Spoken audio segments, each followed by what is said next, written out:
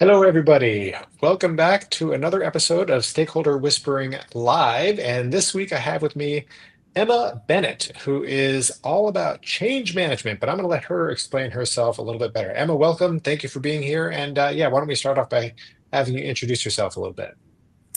Thanks so much, Bill. Thanks for having me. It's very exciting to be part of your latest adventure. So I've spent a long time in change management and training.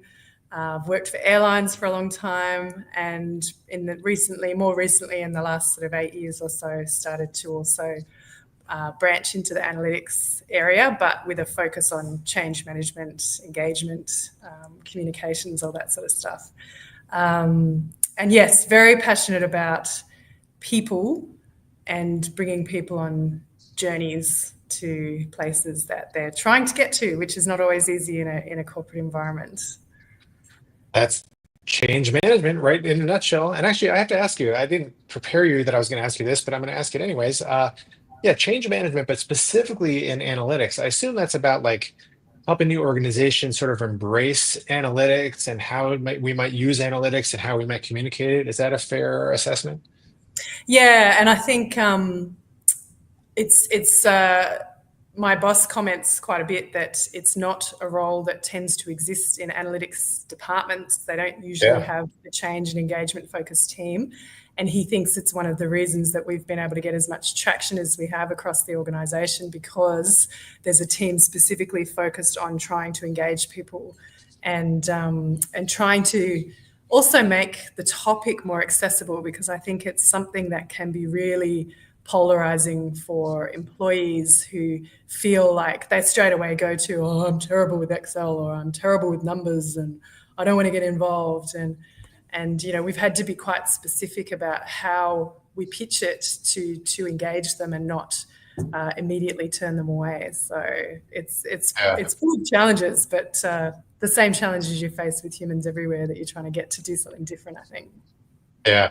No, it makes sense. And it is interesting that, I mean, of all the roles, of all the departments, of all the kinds of things we do in companies, this one does need change management and it is really rare. So it makes perfect sense.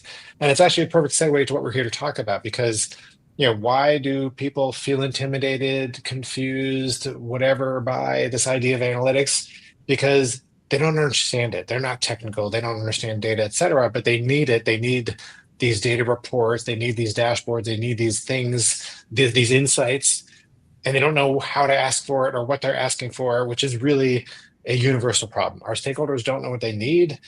And so our job is to help them figure it out so we can deliver against that. I mean, that's what the book Stakeholder Whispering is all about, of course. And that's what you're here to tell us some stories from your experience, whether in the analytics world or in the change management world broadly. So with that said, Emma, if you could, uh, either a success or a failure, a great example of wonderful stakeholder whispering where the project just went swimmingly well because you helped your stakeholders figure out what they needed, or the opposite. What do you have for us today? Oh gosh, I have a range of both, but I would say I don't think it depends on this. It doesn't matter what the subject matter is. The way that I tend to see stakeholders present, regardless of whether it's a technology change, it's a large scale digital transformation, it's an analytics focused transformation, whatever it is, people, and I work a lot in natural therapies as well, and it's the same. People come to you with a preconceived idea of what they think they need. They present it in the smallest, easiest, most comfortable thing that they can, and then your job from that point is to try to wind it back and help them broaden that perspective out to, well, what actually are you trying to do here, and what's your end goal look like, because then we can work backwards to what you need to do from now. So, and yeah, like I say, the plethora of examples, but I mean, a recent one I can think of definitely was stakeholders who I engaged with over quite a long period of time, probably a good 12 to 18 months. And they kept coming to me saying, our people need Power BI training. And I was relatively new to what their particular area focuses on. And I was kind of like, are you sure that's what you're after here? And they were like, yeah. And, adamant. We've got a team. We've got an analytics team. They're doing it all. We just need people to learn the tools. So at the time, there was, it was busy. They were very certain. So I thought I'll go along with it and I'll see how it goes. And we tried different things over a period of time, and they kept inviting me to workshops, and I kept going and presenting about learning, and then they kept saying nobody's picking it up, and it's like, yeah, no one's going to pick it up because there's some basic principles around change that you need to address, and that's things like getting people interested, getting them to understand where they fit in this equation of your future, of what you think you want. They need to think it's worth doing. They need to believe that they're going to get something out of it, all of those basic principles. And then, so with carefully worded workshops, interactions, tell me more about your end state, tell me more about, like, why do you think they need Power BI? What can't they do in Excel that you think they're going to be able to do in Power BI? Slowly teasing it out that actually we want them to change the whole way they're approaching what they're doing. We want them to be coming with insights. We want them to be pushing the envelope in terms of what the data is and isn't telling, all of that kind of stuff. So we ended up going down a path of running some workshops to actually plan out a full data literacy engagement piece, bringing people into different personas at different times, different communication strategies, different ways of making them think it's fun, all of that kind of stuff. And we're still working through the journey, but so far the pickup, the engagement, the amount of learning, the amount of stuff they're producing that's different has been phenomenal. Yes. And it just makes such a difference if you can get, I know it's classic change management principles in terms of getting leaders on board, but especially in the organizations I've worked in, that can be much, much harder than you think. But if you can get them on board, and then you're doing a bottom up, top down, let's meet in the middle, let's make it fun, let's make it engaging, let's showcase champions, make other people want it, help them see themselves in these roles and doing this job, the traction can just be really, really impressive. Yeah. Well, it brings up a good point. So getting leaders to buy into this idea is challenging at times. Um, and especially in the situation you described, well, we just need this training. We know people just need to learn the tool. Um, you know, a lot of times people will ask me, like, okay, well, but how do I even get them to engage with me to have this conversation? People worry, well, if I ask them a million questions, they're going to be annoyed with me. They don't have the time for all these questions, etc. But it sounds like you had a whole bunch of meetings. They gave you the time to ask all these good questions. How do you get that sort of trust and respect from them if you're not the person in charge of change management? Because for you, that's literally your job. They sort of expect that from you. You have experience, etc. How do other people get there if they're not you? Yeah, and look, I think that's a good question. And now that I'm reflecting on it, I think what really worked was not trying to push it from the beginning. So not trying to wade in there as some sort of expert, not try to tell them this is how you should do it. You're doing it wrong. It was really, okay, you guys want to do this? Well, let's do it. Let's run some stuff. Let's see how it goes. And then as it failed, it just made it, and it's not that it failed, as it wasn't getting the traction they wanted.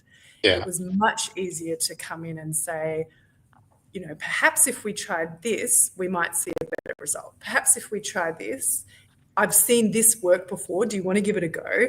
And it's that, yeah, and this is very much more from that lean change approach where you sort of, why don't we try a little experiment? We'll do this and we'll see if it works. If it doesn't work, we'll stop doing it. If it does work, we'll do it some more. We'll try something else. And that sort of, I find if you can build the trust with them by doing what they think they want at the beginning, well, this has worked well with these groups of stakeholders, and there's a few of yeah, them. If you can sort of build that trust by doing what they're asking you to, so they think, yeah, she's going to do what I'm asking. They know, I know what I'm talking about. And then as you start to move in the direction and you start to see that perhaps there's other things you could try, they become more of a partner, and it's Yeah. not like you're telling them what to do. And you know, people in those high leadership positions are there for a reason. You have to respect their knowledge, you have to respect their background. And I find in the analytics space, a lot of them, I think, inwardly are very, very intimidated by analytics. If they haven't been involved with that sort of thing previously, it can be really, and they can feel quite vulnerable. So if you then add on top of that, I'm going to tell you that I know more than you about this topic and you should listen to me because I know everything. Of course, you're going to get them offside very, very quickly. So it's that Yeah. balance of doing what they think they want a little bit, whilst you're building that narrative around what else might work and how other strategies that you could add to their strategy that they've already decided. Yeah. I find that gently approach seems to work. That makes sense. It's like, designers who are the most familiar with this whole idea that our stakeholders don't need what they need. Designers have a tactic that's similar, which is like, okay, so the client says, make the button blue, make the logo bigger. And the logo is as big as it can possibly be. Like making the logo bigger would be a terrible idea. And the blue doesn't go with any of the other colors. But sure, well, I'll make that version and show it to you. And hopefully you'll be disgusted by it. But I'm going to show you my alternative at the same time. Be like, that could work, but this one too, which maybe da, da, da, da, da. And then you can at least have a conversation about the goals within the context of both of them without like just saying no. And in fact, in the book, Yeah. I quote various cultural references, and I can't say it out loud, but one of the cultural references is I quote a song from Rage Against the Machine. And those who know the song, it's called "Killing in the Name." And at the very end of the song, the band is screaming a refrain over and over and over again, and it essentially sums up to, "No, I'm not going to do what you're telling me." And the point is that I'm not telling you to tell your stakeholders that. Like, you're not supposed to say no or I know better. You're supposed to do what you just described. Like, okay, we'll try that, and then yeah, iterate from there, or try other things at the same time. Yeah, yeah, and getting them to think about that end state rather than I know this is the solution and I want to do this. I think Yeah, directing the conversation a little bit more in terms of where do you see this going can also really help, because then they immediately extrapolate out a little bit more. Oh, okay, so maybe what I said was one aspect of it, but yeah, there probably is other aspects to it. So sort of yeah, really focusing on the end state and how you're going to make a path there tends to be a little bit more helpful as well. yeah.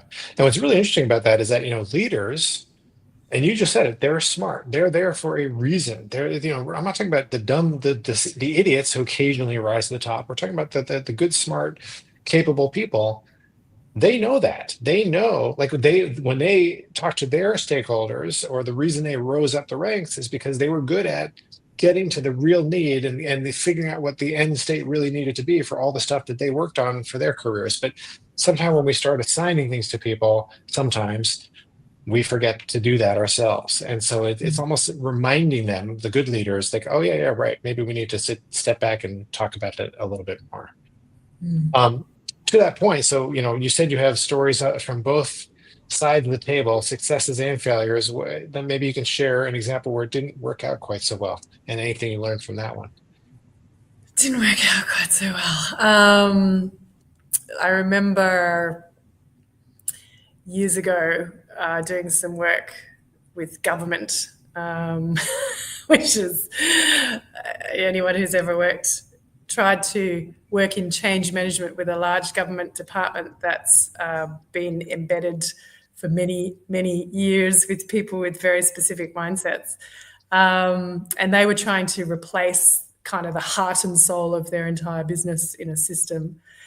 And they wanted to do it by designing the system over here, and then one day we'll plonk it on everyone over here. And we were saying, I mean, which is again just a classic 101 rookie error in terms of rolling out any type of IT product. You don't just launch it on people because the walls immediately go up. Oh my God, you're exploding my world. And these were people that have been using the same system for, I would shudder to think how many years, and a lot of them had been there for 20 plus years. And so look, I wasn't in a role at the time where I had control over the approach. So my boss wanted to go in with the heavy swinging. Let's tell them they're wrong. Let's go. Let's design the change plan and give it to them and tell them this is how they do it. And yeah, he really went. All guns blazing. We're the experts, and I was part of a consulting company at the time, so you kind of expected to come in with some ideas, but you still have to stroke those egos. You have to tell them they know what they're talking about. You have to work with them. But no, we went in there all guns blazing, going, "This is absolutely not going to work, and if you don't do this, it's going to fail." And they went, "Thanks very much. We'd like it if you just execute what we've already planned. This is the plan." So, and yeah, it was a horrible failure. I don't think anybody used the new system for the first 2 months, or the parallel run went for about 2 months. I think they had about 3 logons. And it's another way to turn the dial, because of course when it all went pear-shaped like that, they had to come back and, okay, well, fine, so what should we do now, type thing. So it sort of all came back around, and it was kind of salvageable. But honestly, the damage was done, and I heard a few years later that they did another system because they felt like that one just didn't hit the mark. And it's like, there was nothing wrong with the system, which is sadly often the case. People see a problem and we need a new system. They put a new system in, the problem remains the same. They didn't address the issue, then they move on to another system. Yeah. I've seen that happen in my career, so many times. Like a giant corporation, they put in a new ERP or CRM or LMS or whatever acronym you want to say. And yeah, it's a disaster politically. And so therefore they replace the technology. Yes, because no one wants to admit we didn't address the actual issue. We just spent a whole lot of money on a system, so they have to blame something. And you're going to blame the technology that can't stand up for itself. So. And they fire the CTO or whoever needs to go for being responsible. I imagine someone got fired at some point. Yeah. If you had to sum up your experiences, positive and negative, with stakeholder whispering, to sort of really figure out the need, in like one little nugget of advice, what would you say that is? Like, what to help people recognize it or to help solve it? Look, I would say that the number one thing I've learned dealing with people all these years, it's the most important thing you can do, I think, is put yourself in their shoes. And it probably sounds cliched, but it's something that is very easy to overlook, especially when you're in a very political environment or there's a lot of stuff going on. You have perceptions about the person you're talking to, and what they're saying to you and what they're asking for, and you immediately dismiss it, or you think you know more, or whatever it might be. I think remembering that, like, to think about it from their perspective and what they're trying to achieve is probably going to give you the best results, because it'll enable you to let go of all of your own baggage and all of your own preconceived ideas of what you think is going to work, and really put yourself in their position, and that will help you work with them on a solution that's going to be better for them. I think that's probably the one thing I've learned. Solid advice. I have a chapter on empathy. I think empathy is a core critical component of all of this, because you have to be able to see from their perspective. And part of that is recognizing in yourself that just like them, you have your own preconceived notions, biases, and everything else you're bringing to the table. And so you have to let go of that as much as you can. The easiest way to do that, I think, is to imagine you're them, not to still be you in a way. Yep. And there's techniques from things like NLP, neuro-linguistic programming, where you actually entirely take yourself out of the situation and you look at it as an observer, and you look at the two people and you think about it from their perspectives or what's going on. And that sort of stuff is super useful, because anytime you go to a conversation with a stakeholder where you are loaded with your own opinions about things, I don't know, I just don't think it tends to not go very well. It really is that stepping out of it and trying to put yourself in their position and appreciate their world is going to Yeah. make it's going to help you design a better solution with them. With them is the most important thing. Absolutely. Couldn't agree more. And one of my guests phrased it as kill your ego, which is another way, a good way of saying it, I think is part of it. Well, this Yeah, is really, Read some Eckhart Tolle before you go in and set that ego aside. there you go. Very specific advice. I like that. This is great. Emma, I want to thank you so much for your experience and all of your wisdom on this topic. I'm sure everybody watching will learn from it. So thank you. Always a pleasure, Bill. Thank you so much. And for everybody else, I'll see you again next week. And we'll talk more about all the same topics, all the lessons learned, all the ways we can engage with our stakeholders better. So I'll see you soon.